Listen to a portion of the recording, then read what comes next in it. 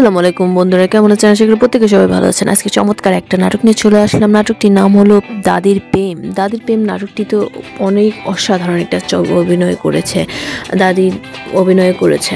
তো বন্ধুরা, দেখা যায় নাতি এবং দাদি একটা ছেলে প্রেমে পড়ে।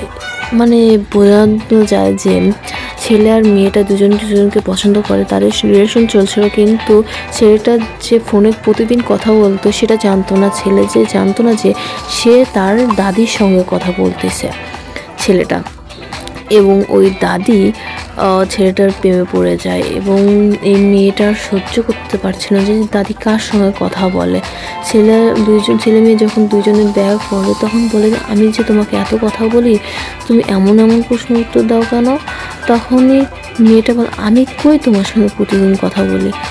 এখন দাদি ছেলেটাকে নাগাল না পেয়ে তার বাড়িতে চলে যায় এবং বাড়ি যাওয়ার পরে জানতে পারে ছেলেটা যে তার দাদির সঙ্গে কথা বলতেছে, ওই মেয়ের দাদির সঙ্গে কথা বলতেছে ওই ছেলেটা।